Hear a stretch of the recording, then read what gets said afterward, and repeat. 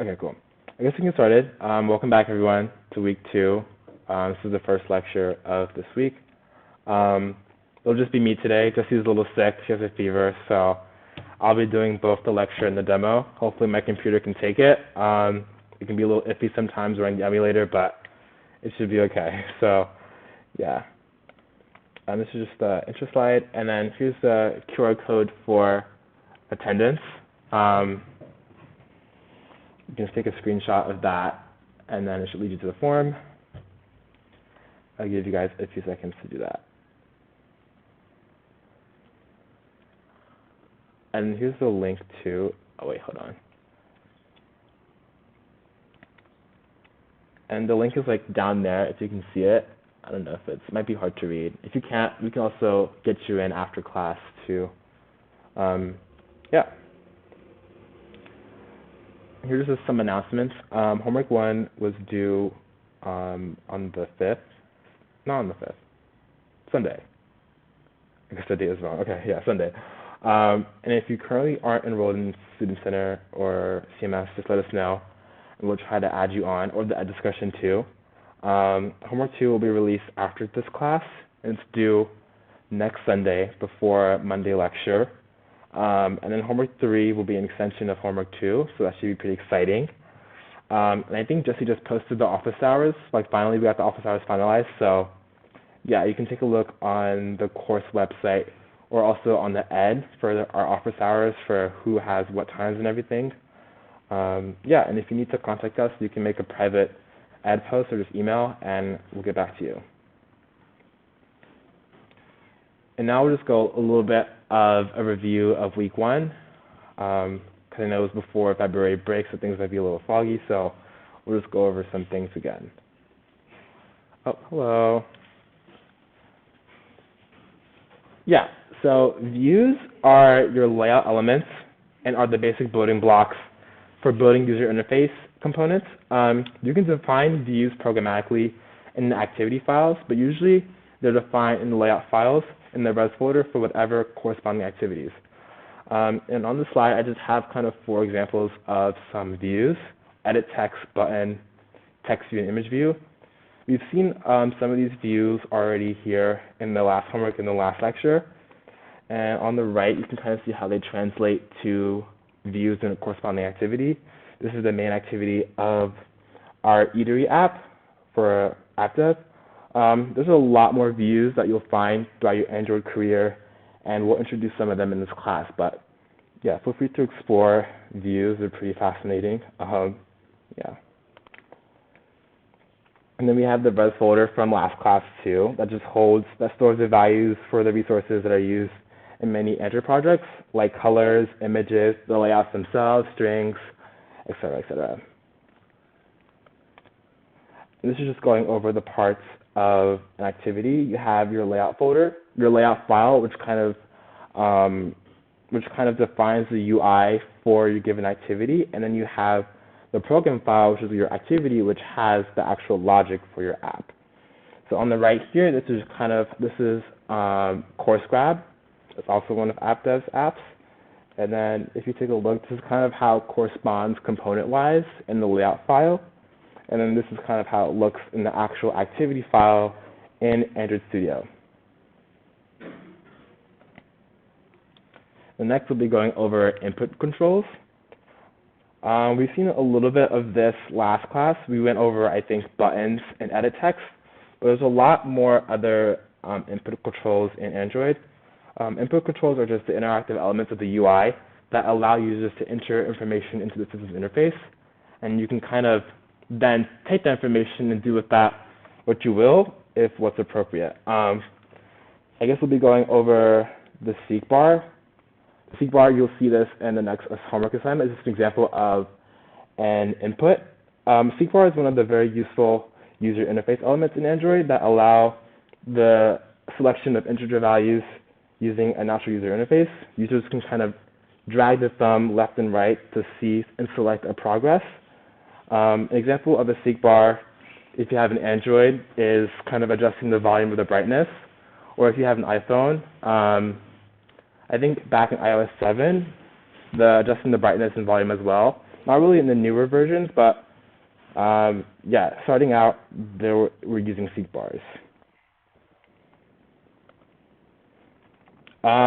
And then since we're working with the views that take in input from the user, we want to be able to listen in on how these things are changing. Event listeners are methods that are called on by the Android framework for when the view to which the listener has been registered to is triggered by user interaction with the item in the UI. We've seen event listeners in the homework last time with the button, like the on-click listener, and each of the input controls from 2 slides ago have kind of like their own event listeners for what they give information-wise. Like the seek bar has a event listener that lets you listen in on what the current value of the progress is. Edit text lets you see how the text is changing, just things like that. And next we'll be going over a review of the XML. You also seen a little bit of this in the homework as well. You can kind of assign the different elements IDs, and then in the activity files you can get the corresponding like elements using find view by ID. Yeah, and then in the next week's discussion we'll kind of show a way of how you can do away with having to use find view by ID to get the objects first, because it can kind of be a nuisance if you have a lot of different components in your file. Using find view by ID can be a lot to kind of get those things and keep track of. So yeah, it's called view binding. Yeah. And this is just going over kind of the XML structure. So here we had the file. And this is just a corresponding activity of how it looks like.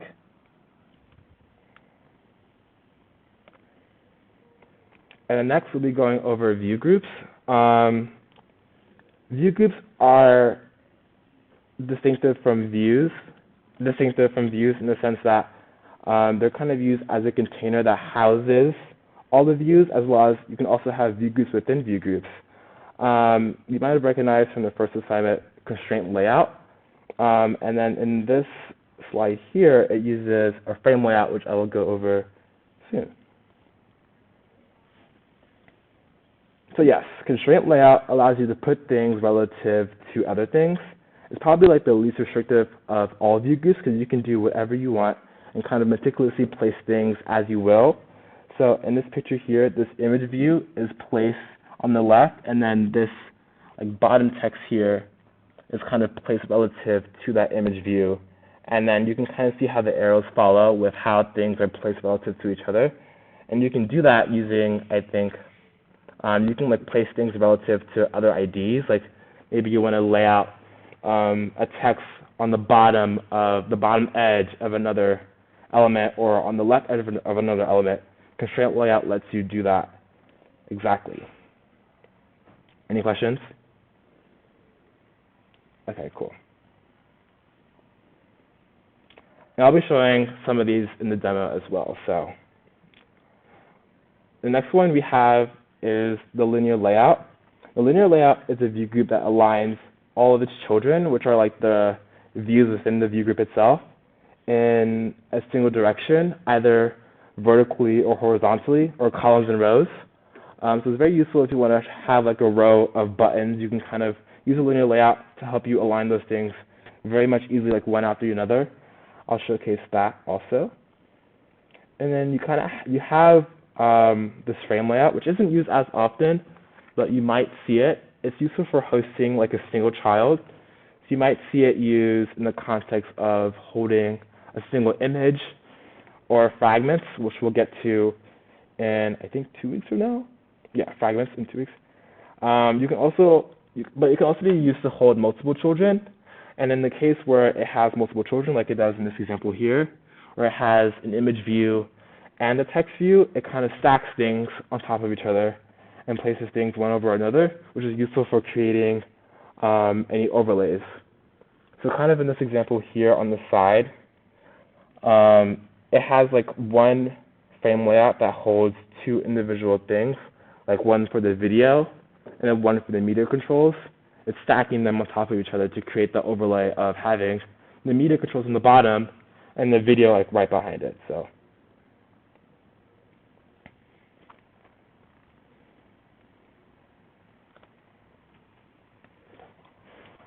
And next we'll just be going over activities. So what exactly are activities? You've probably seen them a little bit by now. So at the very high level, each activity pertains to a screen in the app, but this isn't always true. Activities can only take up a segment of the full screen, or the screen is actually a fragment, which will come in lecture 5, which is just like a partial, kind of like a partial activity, like a partial screen, and you can use it to point, you can use it to hold different components inside of it, and you can like kind of swap things in and out. You'll definitely be more familiar with fragments in the coming weeks.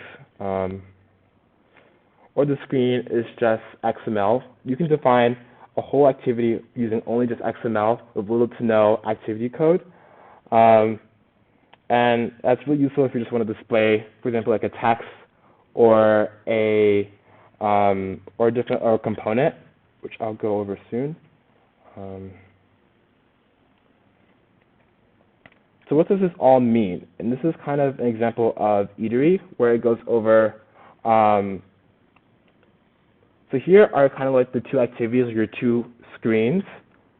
You have like your main screen, and then the screen that goes over kind of the details of an eatery. And within that screen, you might have a fragment, which is like contains, in this case, the views of the individual eateries, and then the filters on top that filters through where you want to find the eatery itself. And then if you take a look on the right with this like popular times, this is defined literally only using XML. There's no activity logic in this. It's just using purely XML and then defining the XML pertaining to how popular or how busy an eatery is using information from the back end. Yeah. And the main distinction between an activity and XML is that the former contains lifecycle methods and the latter does not. So what is a lifecycle, or what are the lifecycle methods? This is just a diagram that kind of goes over like the states of an activity. Activity can kind of exist in multiple states. It can either be dead, it could be in the background, it could be waiting for something. And then you have these kind of methods that kind of help transition the app between these stages. And you can actually override and implement these methods yourself if you want to, for example, if you want to detect when an activity goes on pause, which is kind of like this method right after the green rectangle here. You can literally define that method and it'll tell you, hey, this activity is on pause, what do you want to do? And the colored ovals kind of describe the major states that the activity can be in. This should just be kind of like in the back of your mind in terms of like what to think about when activity is running. Just know that it's kind of going through these stages of life, and it's going through these life cycles.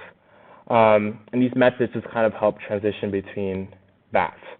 With XML components, it kind of doesn't have a life cycle. You don't have to worry about the different states or the different methods to help transition between them. It's literally just XML, and that's that.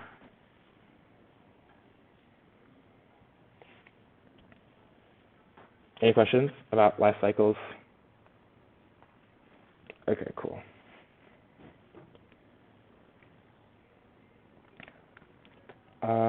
And now we just kind of want to transition to reading documentation. As you kind of navigate through Android, you'll kind of see how extensive the documentation can be, especially if you want to use like third-party libraries or third-party APIs. A lot of those APIs themselves have documentation that you kind of have to interpret and know how to use. And so it's important to be able to read documentation. And if you're ever confused on the specifics of something, just look up its API, and it should be able to help you look at the specifics. So today we're just going to go over the documentation for the color class in Android. which you'll have more experience with this homework, which is kind of a case study also on color as well. Yeah. So here we have this color class, and it has this function HSV to color. Are you guys able to see that? I don't know if it's. Yeah, it should be good. Okay. Yes. And if you look, it kind of defines the functions and its parameters exactly. The parameters for HSV to color are a 3-element array which holds the input to the HSV components. So this function is for converting HSV colors to kind of the color object in Android. HSV is usually used for, I don't want to say printing. Printing is CMYK, but HSV is another way to represent colors. You can kind of represent them as like the hue, the saturation, and then the value. And this function allows you an easy way to convert between those 3 values to the color object itself. And the output of this is an integer. So this class uses integers to represent kind of like the color object. So each integer defines specifically what a color means and is.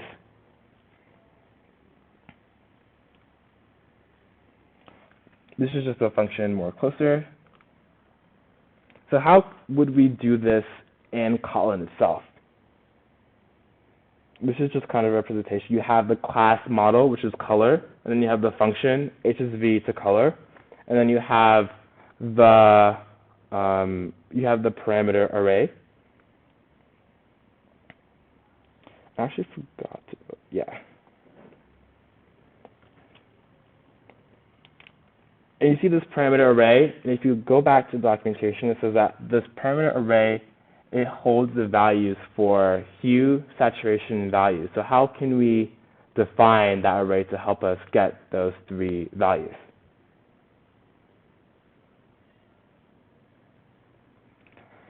Remember that seek bars are highly customizable, and you can use them as a way to get input from the user.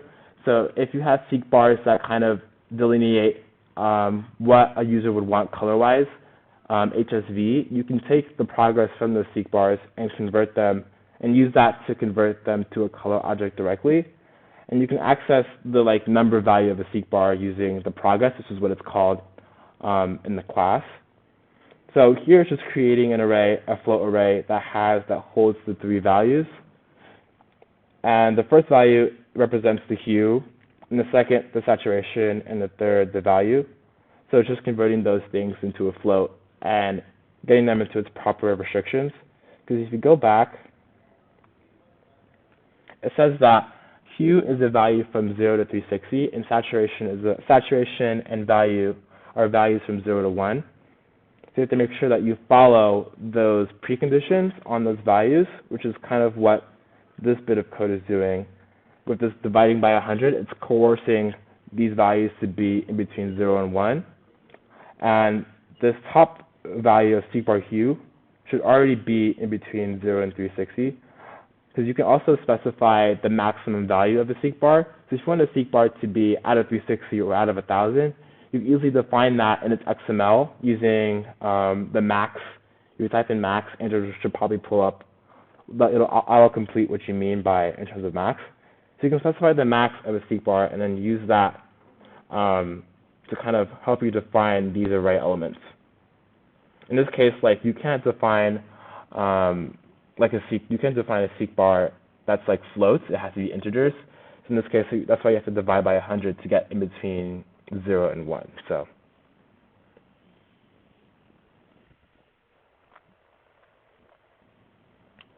This is just another function. It's very similar. It's just RGB. In this case, we should probably be, I don't know if you guys have taken Python. You probably have done the color assignment where you have to work with RGB objects. That's literally the same RGB concept of red, green, blue, where you have your 3 components. In this case, in this class here, usually it's out of 255, but in this case, they specify RGB as being in between 0 and 1. So we can do something very similar to kind of help coerce the values down to 0 and 1 using division.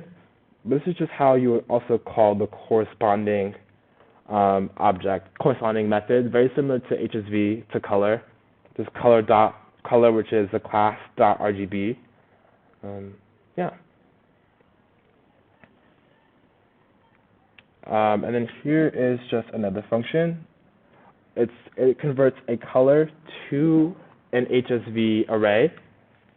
So remember that HSV to color returns the integer value of the color object.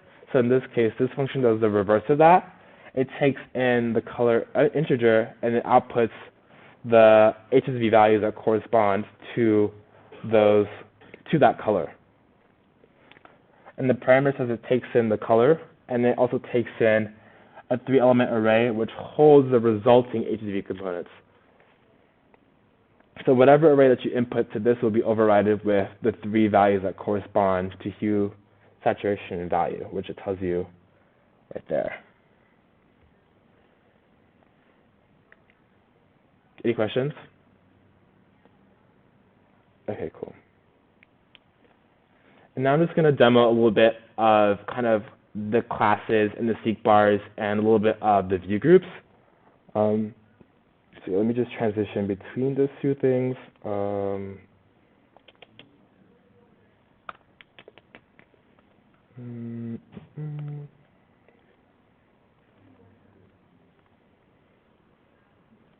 Oh.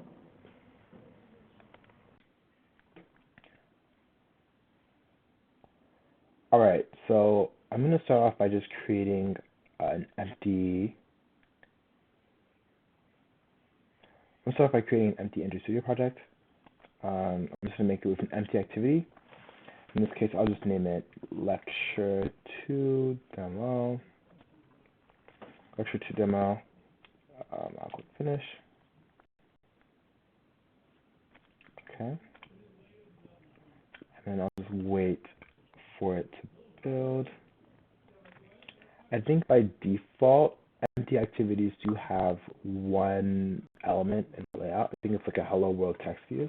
So we'll just manipulate that and play with it a little bit. Oh, here's the layout file here. Okay, cool. So I have this text view, and this text view is a child of this constraint layout, which is a view group, which is one of the view groups that we discussed in lecture. So, yeah, and characteristic to constraint layout, it lets you constrain things relative to other things. So in this case, this text view is constrained to the bottom, left, right, and top of the parent. In this case, the parent is describing the view group that encapsulates the given view. So in this case, the view group that directly encapsulates the text view is the constraint layout. So this outside constraint layout is the parent. But as we'll see later, this isn't always the case, especially once we have view groups within view groups.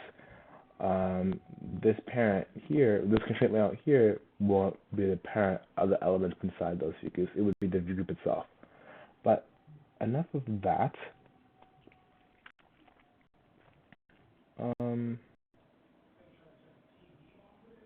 going to wait for this to build so you can see the design and so we can see the design of the layout.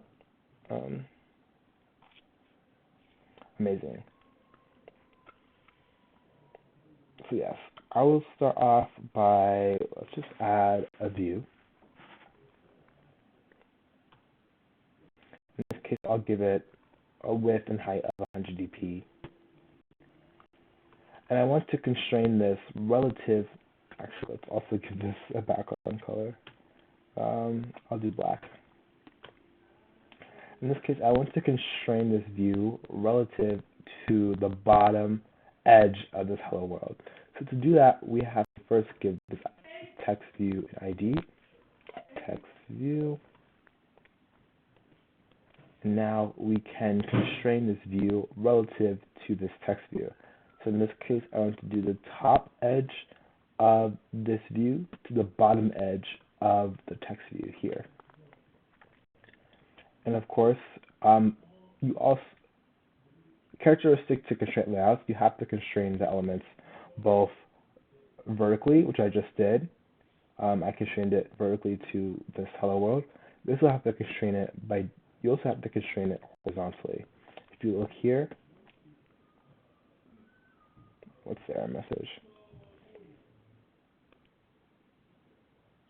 So this view is not constrained horizontally. At runtime, it would jump to the left unless you add a horizontal constraint. So let's just do that also. Let's just center it.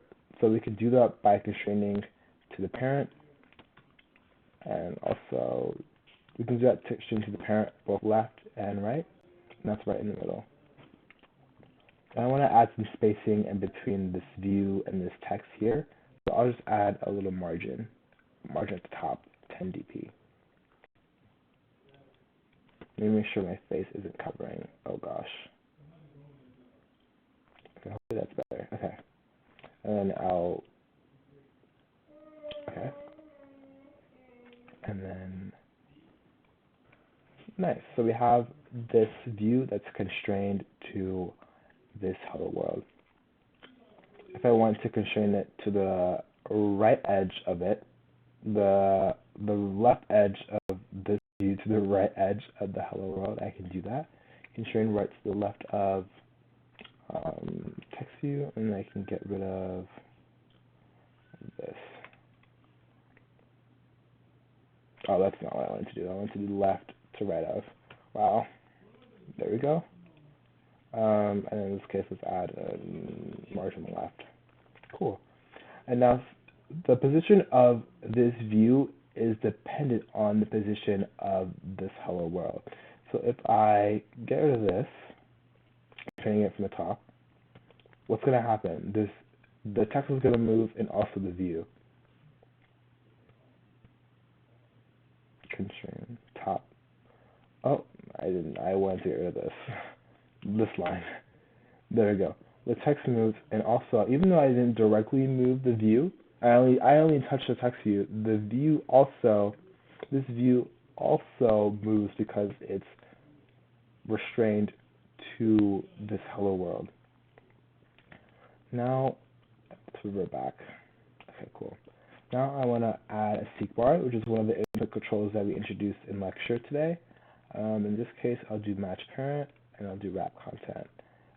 What's cool about seek bars is that there's a lot of properties that you can use to kind of adjust the seek bar to your need. You can change the max number, the max progress number. In this case, I'll make it 255 as a representative of the RGB color components. I want to change the thumb tint here. I'll change it to black to match the color of the view. And I also want to change the progress bar. So I'll change the progress tint here also to black. Cool. And then of course I have to constrain it both vertically and horizontally. So I will constrain it to I'll constrain it to the top of this hello world. So bottom to top of hello world. I think that should be good. I have to constrain horizontally because I have this layout with match parent, so it has no choice but to kind of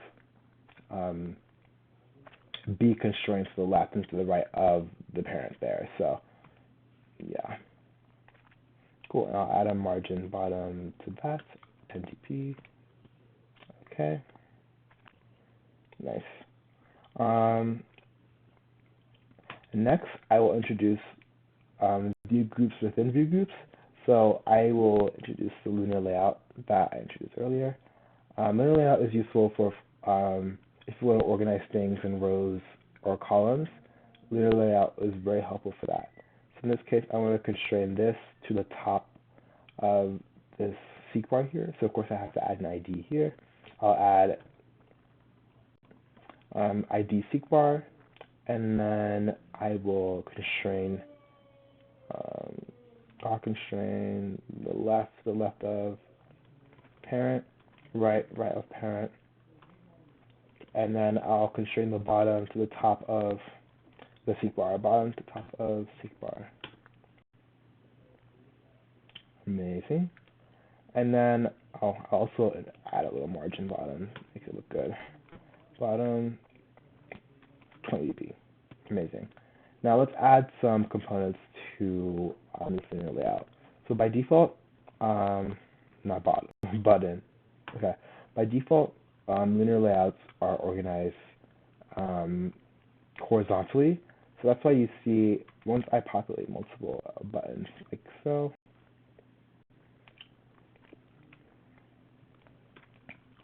it's organized in a row. In this case, I have a row of 5 buttons. Notice how I didn't have to constrain the buttons here because the constraints are distinctive to constraint layouts. So since the buttons are within the linear layouts themselves, now they are forced to take over the properties of the linear characteristics of the linear layout instead of the constraint layout. Yeah, I could also change. So if I wanted to organize linear layout into a column, I can change the orientation to be vertical, and then I have a stack of buttons just like that. I think I'll leave them like that. I think that looks cool. So yeah, and I'll also showcase frame layouts. So frame layouts, as I mentioned, are just useful for holding just a singular component, a singular child. You usually see frame layouts used in the context of fragments, which we'll cover in lecture 5. But in this case, I'll just use it to hold a single lonely image view. Image view, wrap content. I have the SRC to whatever this is. I don't know what that is. Oh, it's a cute little Android logo. Cute, cool. And I'll constrain this let's constrain this to the bottom of this. So of course we have to add an ID, black view, and then we can let's constrain the top, I have to think about it, the top to the bottom of this black view. And let's constrain, instead of constraining left and right to the parent, let's constrain the left and the right to the black view. So it's centered with respect to the black view. And of course, let's add our margin top. Nice. So we have our little family of random assortment of views. Yeah, and now we can introduce. Oh, actually, I wanted to showcase one more thing. So, I noticed how I was doing the constraints in the layout file. You also have the opportunity to use this design tab here to constrain things using this cool drawing notation, if that's what you fancy. So I can constrain the top of this. Maybe I want to constrain the bottom to the parent. It just gives you more flexibility in terms of how you want to orient things. Yeah, you can play a lot with this. With the design tab, you can kind of manipulate any individual thing. I usually never touch the design tab. I'm usually always in the coding tab, just manipulating things with code. But the design tab is also an option for both constraining things and moving things around and changing view lengths and stuff like that. So the last thing I'll introduce with the XML is orientation. So if you want to see how your phone looks like, landscape, which is the hamburger style, you can alter this little tab up here, and you can click landscape. As you can see, the buttons are kind of cut off in the landscape mode. So how can I fix that? Maybe instead of this linear layout being vertical when it's landscape, maybe it should be horizontal so all the buttons can fit. So Android Studio lets you create layouts respective for each landscape mode. So you can click this button here, and it'll automatically create a landscape perspective view for your use. So in this case, I can go back in the code and change this to be horizontal instead so I can fit all the buttons. And look at that. And if I go like here, it's unchanged because this is the respective, it's still vertical here, but in this case, it's horizontal here. Yeah. Now let's go quickly over let's go quickly over event listeners in the main activity. So now I have all these beautiful layouts in my XML. How can I manipulate them? Especially with the seek bar, how can I gain information about its input? As I mentioned earlier, you can use event listeners. So let's use find view by ID to get that seek bar. Oh my gosh. Seek bar.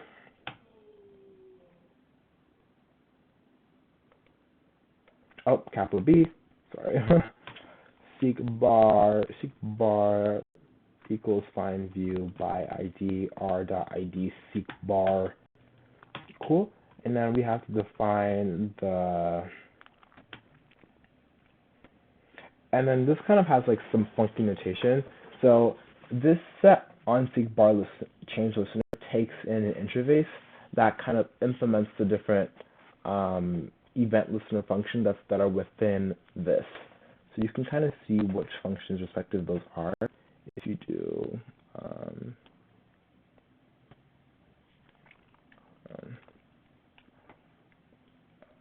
object set, oh gosh, what is it? On seek object seek.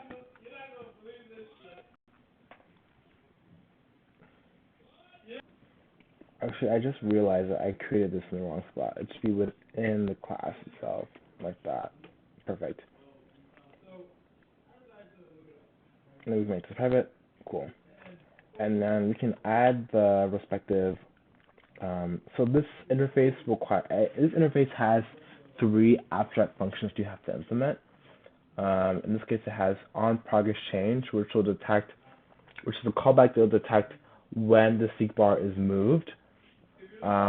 This on start tracking touch that will detect when the user first starts touching the seek bar. And this on stop tracking touch will detect when the user lifts their finger or stops moving the thumb of the thumb of the seek bar. So in this case, you have to add all of them, but not all of them need code. You can just add code to which ones you need. In this case, we can try messing with the on progress changed. Okay, sorry. So in this case, I only care about this function because it'll update me with the current progress as it's changed. So let's say, I remember we had this text view. So let's say we should change the text view to be whatever the current progress is. So now we have to add a variable for our text view